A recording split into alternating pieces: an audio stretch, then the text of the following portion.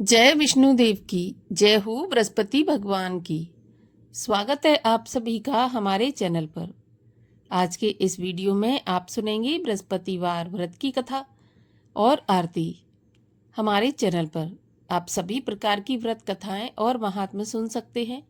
तो व्रत कथाएं सुनने के लिए और हमसे जुड़े रहने के लिए आपको हमारे चैनल को सब्सक्राइब करके बेल आइकन पर प्रेस करना है और आज की वीडियो अच्छी लगे तो लाइक करना है और शेयर करना है। साथ ही कमेंट में ओम नमो भगवते वासुदेवाय अवश्य लिखें। तो चलिए अब हम शुरू करते हैं बृहस्पतिवार व्रत की कथा, जिसको सुनने से और पढ़ने से बृहस्पति भगवान की कृपा से अन्न, धन, पुत्र सभी प्रकार के सुख प्राप्त होते हैं और सभी मनोकामनाएं पूर्ण होती हैं।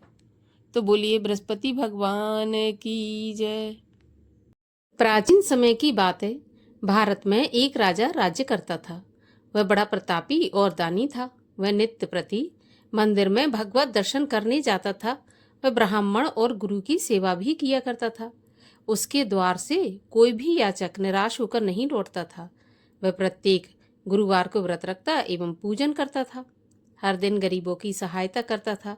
परंतु ये सब बातें उसकी रानी को अच्छी नहीं लगती थीं। वह न ही व्रत करती और न किसी को एक भी पैसा दान में देती थी। वह राजा से भी ऐसा करने को मना किया करती थी।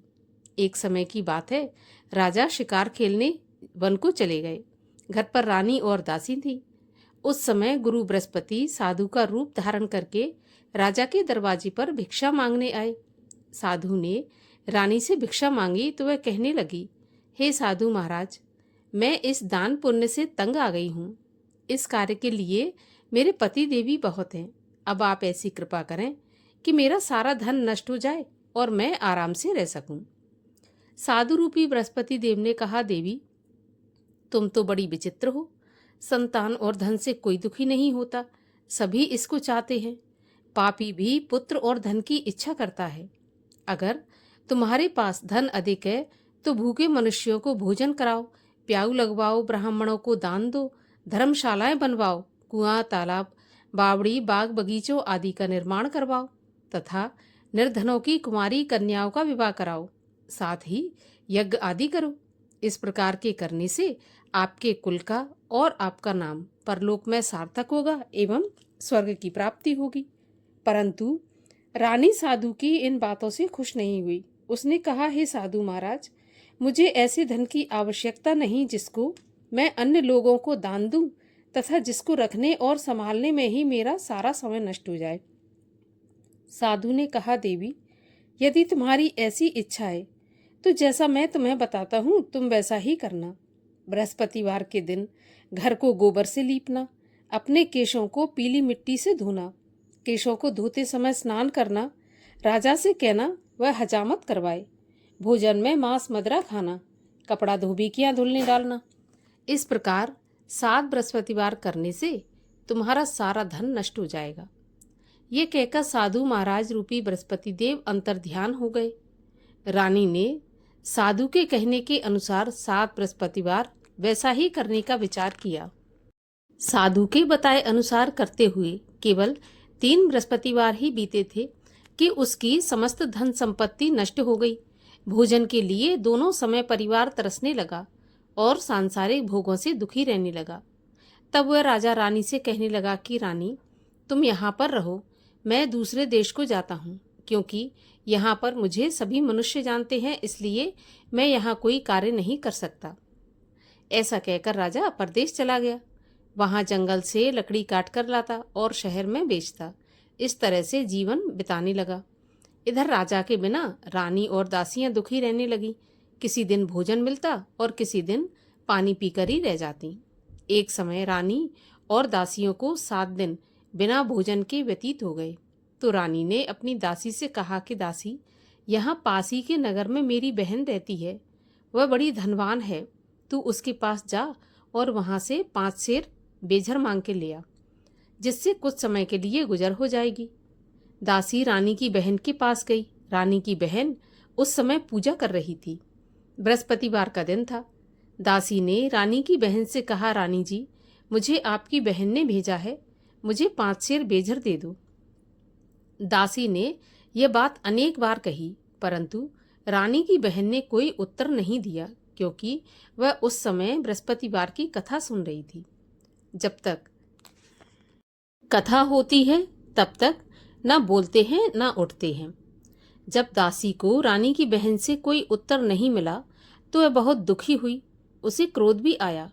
वह लौटकर रानी से बोली, हे रानी, आपकी बहन बहुत ही धनी स्त्री है। छोटे लोगों से तो वह बात भी नहीं करती। मैंने उससे कहा तो उसने कोई उत्तर नहीं दिया, तो मैं वापस चली आई। रानी बोली, हे दासी, इसमें उसका कोई दोष नहीं है। जब बुरे दिन आते हैं तब कोई सहारा नहीं देता। अच्छे बुरे का पता विपत्ति में ही लगता है। अब तो जो ईश्वर की इच्छा होगी वही होगा। यह सब तो हमारे भाग्य का दोष है। उधर रानी की बहन ने सोचा कि मेरी बहन की दासी आई थी, परंतु मैं उससे नहीं बोली, इससे वह बहुत दुखी हुई होगी। कथा सुन और विष्णु भगवान का पूजन समाप्त कर वह अपनी बहन के घर आई और कहने लगी, बहन, मैं बृहस्पतिवार का व्रत कर रही थी। तुम्हारी दासी आई, परंतु जब तक कथा होती है तब तक ना उठते हैं और ना बोलते हैं, इसलिए मैं नहीं बोली। कहो दासी क्यों गई थी? रानी बोली, बहन, हमारे घर पर अनाज नहीं था। वैसे तुमसे कोई बात छुपी नहीं है, इस कारण मैंने दासी को तुम्हारे पास 5 सेर बेजल लेने के लिए भेजा था। रानी की बहन बोली, बहन देखो, बृहस्पति भगवान सबकी मनोकामना पूर्ण करते हैं। देखो, शायद तुम्हारे घर में अनाज रखा हो। यह सुनकर दासी घर के अंदर गई तो वहां उसे एक घड़ा बेजर का भरा मिल गया। उसे बड़ी हैरानी हुई, क्योंकि उसने एक एक बर्तन पहले ही देख लिया था। उसने बाहर आकर रानी को बताया। दासी अपनी रानी से कहने लगी, रानी देखो, वैसे जब हमको अन्न नहीं मिलता तो हम रोज ही व्रत करते हैं। अगर इनसे व्रत की विधि और कथा पूछ ली जाए तो उसे हम भी किया करेंगे। दासी के कहने पर रानी ने अपनी बहन से बृहस्पतिवार व्रत के बारे में पूछा। उसकी बहन ने बताया कि बृहस्पतिवार के व्रत में चने की दाल और मुनक्का से विष्णु भगवान का केले की जड़ में पूजन करें तथा दीपक जलाएं, पीला भोजन करें, कथा सुनें। इस प्रकार करने से गुरु भगवान प्रसन्न होते हैं, अन्न पुत्र धन देते हैं, सभी की मनोकामना पूर्ण करते हैं। व्रत और पूजन की विधि बताकर रानी की बहन अपने घर लौट गई। रानी और दासी दोनों ने निश्चय किया कि बृहस्पति भगवान का पूजन करके बृहस्पतिवार का व्रत अवश्य करेंगे। 7 रोज बाद जब बृहस्पतिवार आया तो उन्होंने व्रत रखा। घुड़साल में जाकर चना और गुड़ बीन लाई तथा उसकी दाल से केले की जड़ तथा विष्णु भगवान का पूजन किया। अब भोजन पीला कहाँ से आए, तो दोनों बड़ी दुखी हुई, परंतु उन्होंने व्रत किया था, इस कारण बृहस्पति भगवान प्रसन्न थे। एक साधारण व्यक्ति के रूप में वे 2 थालों में सुंदर पीला भोजन लेकर आए और दासी को देकर बोले, दासी, यह भोजन तुम्हारे और रानी के लिए है, तुम दोनों करना। दासी भोजन पाकर बड़ी प्रसन्न हुई और रानी से बोली, रानी जी भोजन कर लो। रानी को भोजन आने के बारे में कुछ पता नहीं था, इसलिए वह दासी से बोली, जा तू ही भोजन कर, तू हमारी व्यर्थ में हंसी उड़ाती है। दासी बोली, एक व्यक्ति भोजन दे गया है। तो रानी कहने लगी, यह भोजन तेरे लिए दे गया है तो तू ही भोजन कर ले। दासी ने कहा, वह व्यक्ति हम दोनों के लिए 2 थालों में भोजन देकर गया है, इसलिए मैं और आप दोनों ही साथ साथ भोजन करेंगे। दोनों ने गुरु भगवान को नमस्कार करके भोजन प्रारंभ किया। उसके बाद से वे प्रत्येक बृहस्पतिवार को गुरु भगवान का व्रत और पूजन करने लगी। बृहस्पति भगवान की कृपा से उनके पास धन हो गया, परंतु रानी फिर पहले की तरह आलस करने लगी। तब दासी बोली, देखो रानी, तुम पहले भी इस प्रकार आलस करती थी, तुम्हें धन के रखने में कष्ट होता था, इस कारण सभी धन नष्ट हो गया। अब गुरु भगवान की कृपा से धन मिला है तो फिर तुम्हें आलस होता है। बड़ी मुसीबतों के बाद हमने यह धन पाया है, इसलिए हमें दान पुण्य करना चाहिए। भूखे मनुष्यों को भोजन कराओ, प्याऊ लगवाओ, ब्राह्मणों को दान दो, कुआं, तालाब, बावड़ी आदि का निर्माण कराओ, मंदिर, पाठशाला बनवाकर दान दो, कुंवारी कन्याओं का विवाह करवाओ। धन को शुभ कार्यों में खर्च करो, जिससे तुम्हारे कुल का यश बढ़े तथा स्वर्ग प्राप्त हो और पितृ प्रसन्न हो। दासी की बात मानकर रानी ने इसी प्रकार के कर्म करने प्रारंभ कर दिए। अब तो उसका काफी यश फैलने लगा। एक दिन रानी और दासी आपस में विचार करने लगी कि ना जाने राजा किस दशा में होंगे, उनकी कोई खोज खबर नहीं है। गुरु भगवान से उन्होंने प्रार्थना की और भगवान ने रात्रि में राजा को सपने में कहा कि राजा उठ, तेरी रानी तुझको याद करती है, अब अपने देश को लौट जा। राजा प्रातःकाल उठा। यह विचार करने लगा कि स्त्री जाति खाने और पहनने की ही साथी होती है, पर भगवान की आज्ञा मानकर वह अपने नगर को चलने के लिए तैयार हुआ।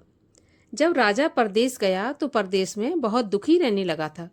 प्रतिदिन जंगल से लकड़ी बीन कर लाता और उसे शहर में बेचकर अपने दुखी जीवन को बड़ी कठिनता से व्यतीत करता था। एक दिन राजा दुखी होकर अपनी पुरानी बातों को याद करके रोने लगा। उस जंगल में बृहस्पति देव एक साधु का रूप धारण करके आए और राजा के पास आकर बोले, हे लकड़हारे, तुम इस सुनसान जंगल में किस चिंता में बैठे हो, मुझे बताओ। यह सुनकर राजा के नेत्रों में जल भर आया और साधु की वंदना करके बोला, हे प्रभु, आप सब कुछ जानने वाले हैं। इतना कहकर राजा ने साधु को अपनी संपूर्ण कहानी सुना दी। महात्मा दयालु होते हैं। वे राजा से बोले, हे राजा, तुम्हारी पत्नी ने बृहस्पति देव के प्रति अपराध किया था, जिसके कारण तुम्हारी ऐसी दशा हुई। अब तुम किसी प्रकार की चिंता मत करो, भगवान तुम्हें पहले से अधिक धन देंगे। देखो, तुम्हारी पत्नी ने बृहस्पतिवार का व्रत प्रारंभ कर दिया है। अब तुम भी बृहस्पतिवार का व्रत करके चने की दाल व गुड़ जल के लोटे में डालकर केले का पूजन करो, फिर कथा कहो या सुनो, भगवान तुम्हारी सभी कामनाओं को पूरा करेंगे।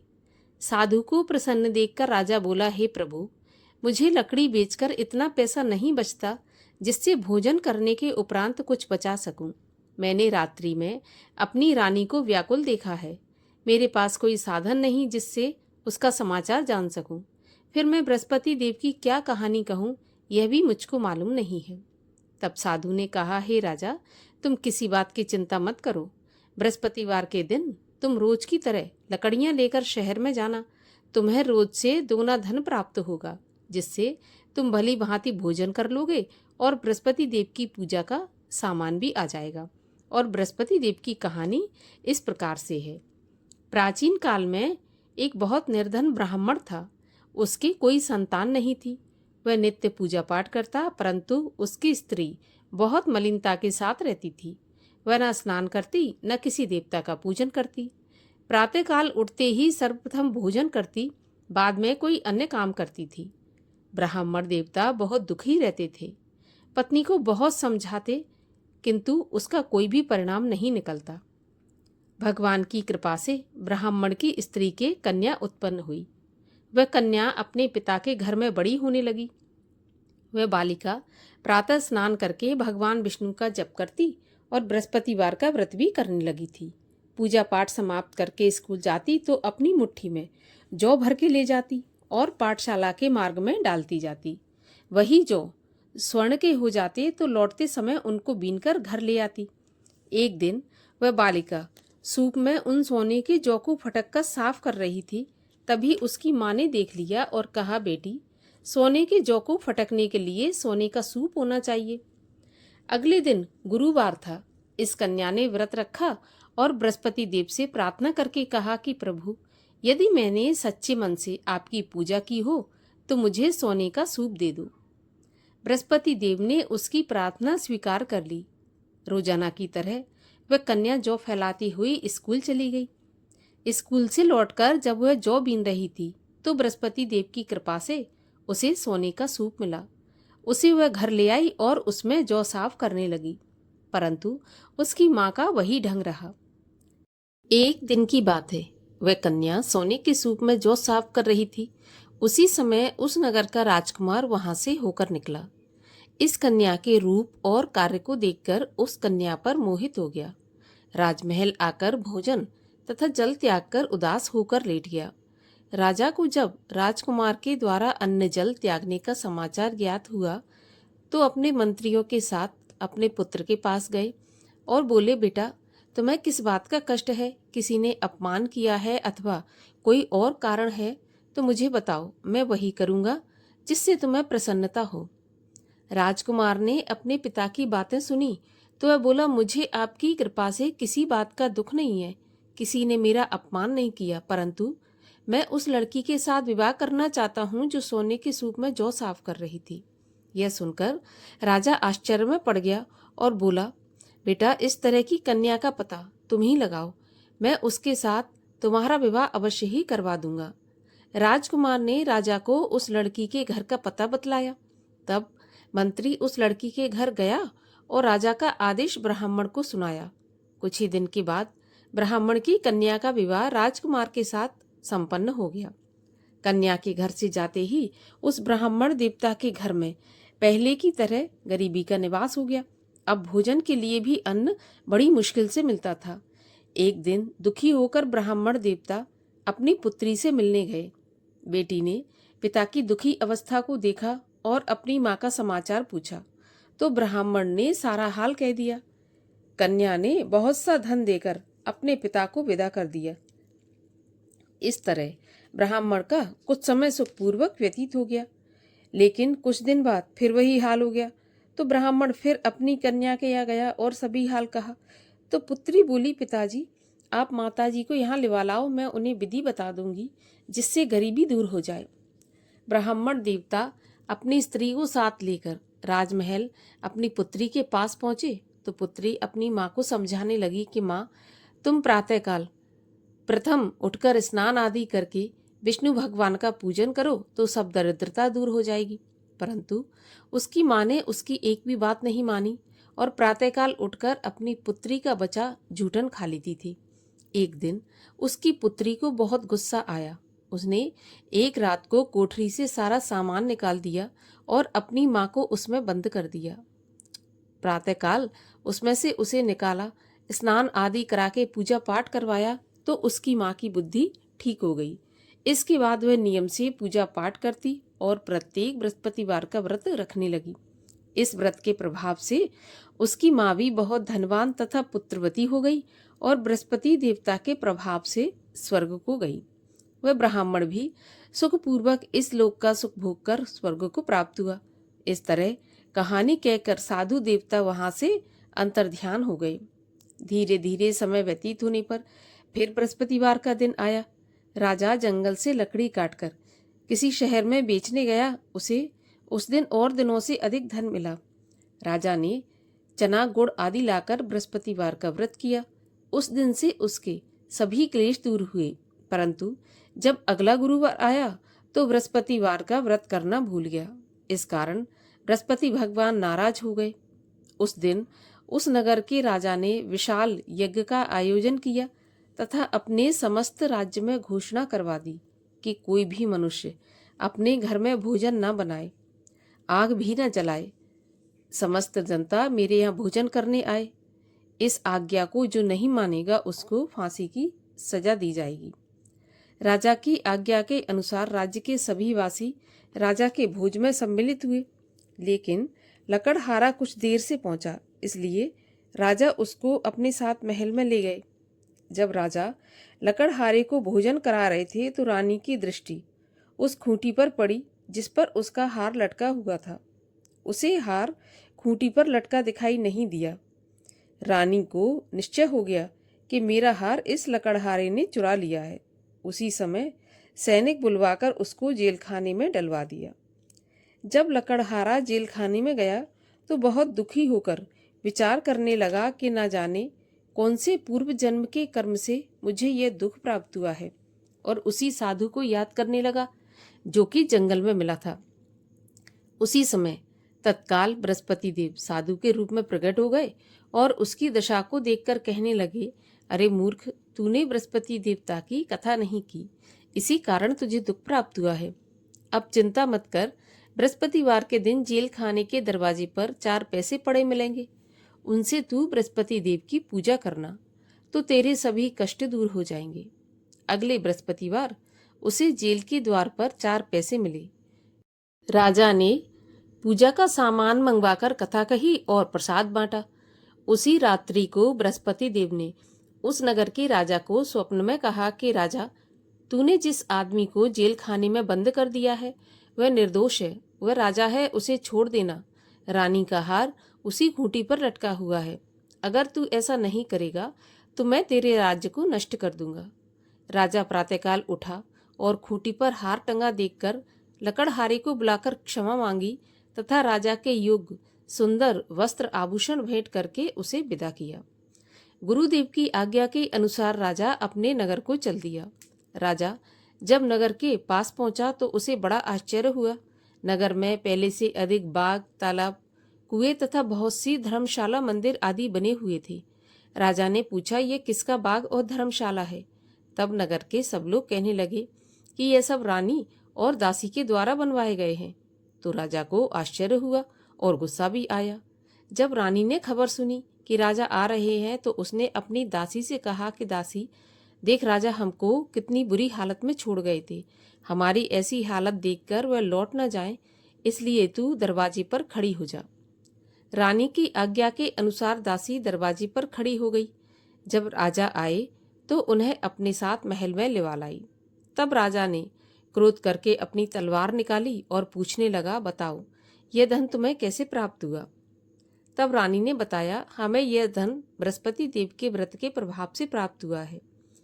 तो राजा ने निश्चय किया कि 7 रोज बाद तो सभी बृहस्पति देव का पूजन करते हैं, परंतु मैं रोजाना दिन में 3 बार कथा कहा करूंगा तथा रोज व्रत किया करूंगा। अब हर समय राजा के दुपट्टे में चने की दाल बंधी रहती तथा दिन में 3 बार कथा कहता। एक दिन राजा ने विचार किया कि चलो अपनी बहन के यहाँ हो आऊं। इस तरह निश्चय कर राजा घोड़े पर सवार हो अपनी बहन के यहाँ चल दिया। मार्ग में उसने देखा कि कुछ आदमी एक मुर्दे को लिए जा रहे हैं। उन्हें रोककर राजा कहने लगा, अरे भाइयों, मेरी बृहस्पति देव की कथा सुन लो। वे बोले, लो, हमारा तो आदमी मर गया, इसको अपनी कथा की पड़ी है। परंतु कुछ आदमी बोले, अच्छा कहो, हम तुम्हारी कथा भी सुनेंगे। तो राजा ने दाल निकाली और कथा कहनी शुरू कर दी। जब कथा आदि हुई थी तो मुर्दा हिलने लगा और जब कथा समाप्त हुई तो वह मुर्दा राम राम करके उठकर खड़ा हो गया। राजा आगे बढ़ा। उसे चलते चलते शाम हो गई। आगे मार्ग में उसे किसान खेत में हल चलाता मिला। राजा उससे बोला, अरे भैया, मेरी बृहस्पतिवार की कथा सुन लो। किसान बोला, जब तक मैं तेरी कथा सुनूंगा तब तक 4 हरैया जोत लूंगा। जा अपनी कथा किसी और को सुनाना। राजा आगे चलने लगा। राजा के हटते ही बैल पछाड़ खाकर गिर गए तथा किसान के पेट में बहुत जोर से दर्द होने लगा। उसी समय किसान की पत्नी रोटी लेकर आई। उसने जब यह देखा तो अपने पुत्र से सभी हाल पूछा और बेटे ने सभी हाल बता दिया। तो बुढ़िया दौड़ी दौड़ी उस घुड़सवार के पास गई और उससे बोली, मैं तेरी कथा सुनूंगी, तू अपनी कथा मेरे खेत पे चलकर ही कहना। राजा ने लौटकर बुढ़िया के खेत पर जाकर कथा कही, जिसके सुनते ही बैल खड़े हो गए तथा किसान के पेट का दर्द भी बंद हो गया। राजा अपनी बहन के घर पहुंच गया। बहन ने भाई की खूब मेहमानी की।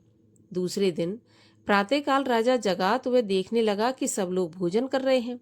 तो राजा ने अपनी बहन से पूछा कि ऐसा कोई मनुष्य है जिसने भोजन नहीं किया हो, जो मेरी बृहस्पतिवार की कथा सुन ले। तो बहन बोली, भैया, यह देश ऐसा ही है। पहले यहाँ के लोग भोजन करते हैं, बाद में अन्य काम करते हैं। अगर कोई पड़ोस में हो तो मैं देख कर आती हूँ। ऐसा कहकर बहन देखने चली गई, परंतु उसे कोई ऐसा व्यक्ति नहीं मिला जिसने भोजन नहीं किया हो। अतः वह एक कुम्हार के घर गई जिसका लड़का बीमार था। उसे मालूम हुआ कि उसके यहाँ 3 दिन से किसी ने भोजन नहीं किया। रानी ने अपने भाई की कथा सुनने के लिए कुम्हार से कहा तो वह तैयार हो गया। राजा ने जाकर बृहस्पतिवार की कथा कही, जिसको सुनकर उसका लड़का ठीक हो गया। अब तो राजा की प्रशंसा होने लगी। एक दिन राजा ने अपनी बहन से कहा, बहन, मैं अपने घर को जाऊंगा, तुम भी तैयार हो जाओ। राजा की बहन ने अपनी सास से अपने भाई के साथ जाने की आज्ञा मांगी तो सास बोली, चली जा, परंतु अपने लड़कों को मत ले जाना, क्योंकि तेरे भाई की कोई संतान नहीं होती। बहन ने अपने भैया से कहा, भैया, मैं तो चलूंगी पर कोई बालक नहीं जाएगा। राजा बोला, जब कोई बालक नहीं जाएगा तो तुम क्या करोगी? बड़े दुखी मन से राजा अपने नगर को लौट आया। राजा ने अपनी रानी से कहा, हम निर्वंशी राजा हैं, हमारा मुंह देखने का भी धर्म नहीं है। वह बिना भोजन आदि किए शैया पर लेट गया। तब रानी बोली, प्रभु, बृहस्पति देव ने हमें सब कुछ दिया है, तो वे हमें संतान भी अवश्य देंगे। उसी रात को बृहस्पति देव ने राजा को स्वप्न में कहा, राजा उठ, सभी सोच त्याग दे, तेरी रानी गर्भवती है। राजा को यह जानकर बड़ी खुशी हुई। 9वें महीने रानी के गर्भ से एक सुंदर पुत्र पैदा हुआ। तब राजा बोला, रानी, स्त्री बिना भोजन के रह सकती है, बिना कहे नहीं रह सकती। जब मेरी बहन आए तो तुम उससे कुछ कहना मत। तो रानी ने सुनकर हाँ कर दिया। जब राजा की बहन ने यह शुभ समाचार सुना तो बहुत खुश हुई तथा बधाई लेकर अपने भाई के यहाँ आई। तभी रानी ने कहा, घोड़ा चढ़ाकर नहीं आई, गधा चढ़ी आई। राजा की बहन बोली, भाई, मैं इस प्रकार न कहती तो तुम्हें औलाद कैसे मिलती। बृहस्पति देव ऐसे ही हैं, जैसी जिसके मन में कामना है सभी को पूर्ण करते हैं।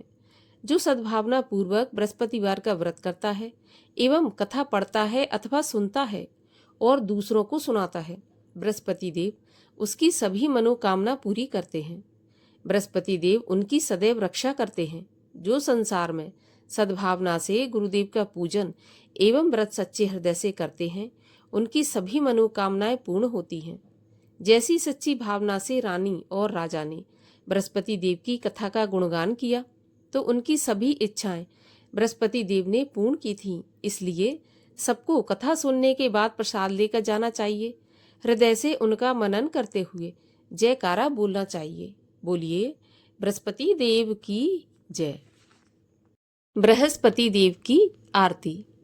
ओम जय बृहस्पति देवा, स्वामी जय बृहस्पति देवा।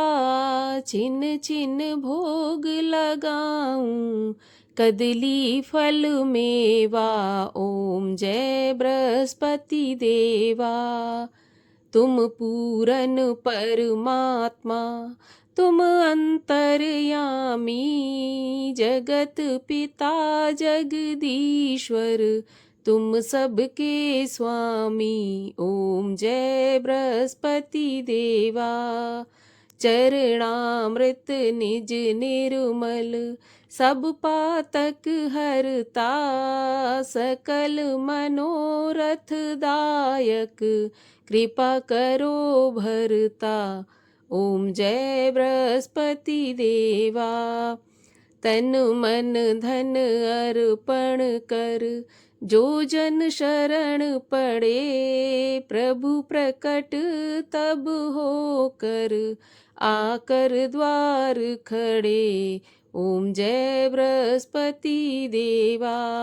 दीन दयाल दयानिधि, भक्तन हितकारी। पाप दोष सब हरता, भव बंधन हारी। ओम जय बृहस्पति देवा। सकल मनोरथ दायक, सब संशय हारो। विषय विकार मिटाओ, संतन सुखकारी। ओम जय बृहस्पति देवा। जो कोई आरती प्रभु की, प्रेम सहित गावे। जेठानंद आनंद कर, सो निश्चय पावे।